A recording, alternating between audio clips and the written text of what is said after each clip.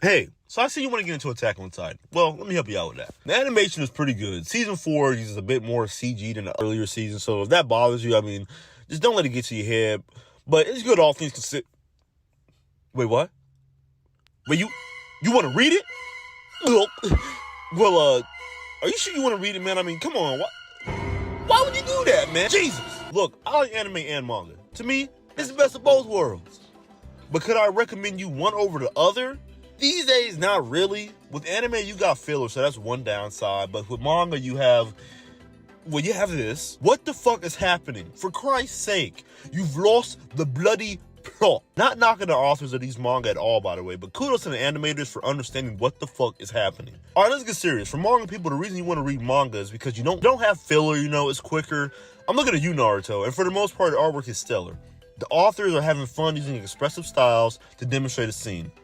For the most part. Okay, I gotta admit, some manga art is either too complicated to understand or just downright ugly. With My Hero, and sometimes Jujutsu Kaisen, it is incredibly hard to follow some of the fight scenes, which is why sometimes when they animate these scenes, they add in original choreography, you know what I mean? Because sometimes it's just easier to do that than to make it panel for panel into the anime. And sometimes the art is just ugly. Demon Slayer. I'm looking at you, brother. Like the video I made about Demon Slayer earlier. Its anime carries the source material.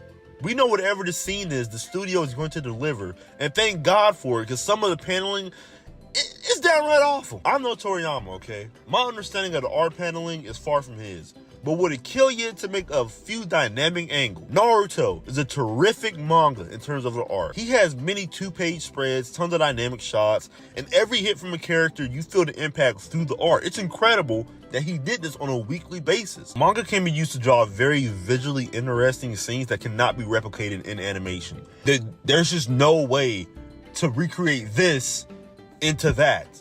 I ragged on My Hero earlier, but some of the scenes are downright gorgeous. He uses all like the shadows and hatching and action line and stuff like that. You just can't replicate that into a moving thing. It has to be stagnant for you to look at. Now the downside of manga. Niggas don't want to read, bro.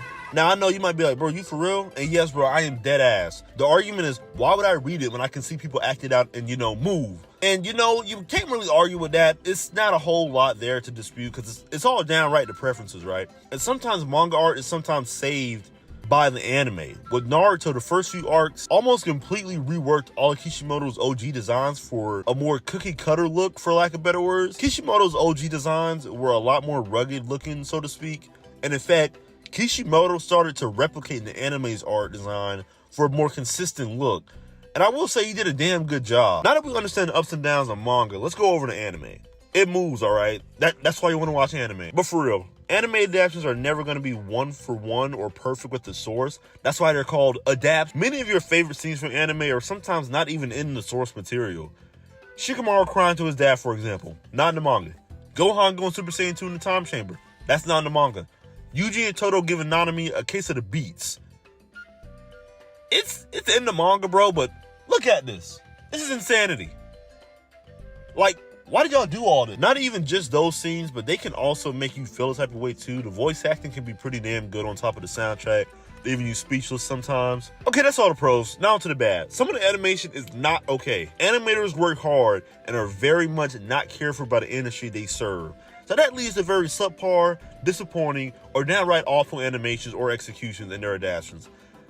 This has a reasonable excuse, so I can't really fault them because I can only imagine how much stress they are under, having to pump this shit out sometimes on a weekly basis. Next, the dubbing of some adaptations is just, I can't, man, just listen. That when you get wet, your body hardens and you can't turn to sand. So you can be clobbered when you're a big stiff. Answer me. Who are you? It's Big Green! Let that child alone. Let me alone. It's about time I was allowed to have some fun. Now I'm going to teach our visitor a lesson. No, don't do it. He's too powerful. You're right. Why didn't you tell me sooner? Hey, what the fuck? You got a fucking problem? I'll pound the living shit out of you, you dumbass freaky tourist. I'll knock your fucking head off. I think y'all get it. And lastly, filler.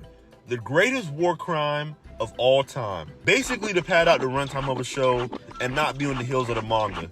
Studios will make original stories known as filler. Shows of recent have made anime seasonal to avoid these complications, but many of the GOAT anime all have them, which pads out the run of the show and leads to shows racking up an episode count of 700 plus. Naruto, 220 episodes, 91 are filler. Dragon Ball Z, 291 episodes, 38 are filler. That's actually pretty low for Dragon Ball. I could have sworn it was more. One Piece, 1,075 episodes and counting. Watch all of it. This is clearly a repellent to those who would like to get into a show, but don't want to sit through all that. And not for nothing, people don't want to sit through 30 episodes. Seasonal anime like Demon Slayer, JJK, and Attack on Titan are shows that the casual anime fan are more likely to watch because the episode count just isn't as overwhelming as the older gen animes. And you can't fault them for that, because before I got into One Piece, this was the episode count. And somehow I prevailed. I just got that dog in me, you know what I'm saying? So we looked at both the pros and the cons of anime and manga. So which one should you look into? Which one is going to give you the more bang for your buck? And the definitive answer is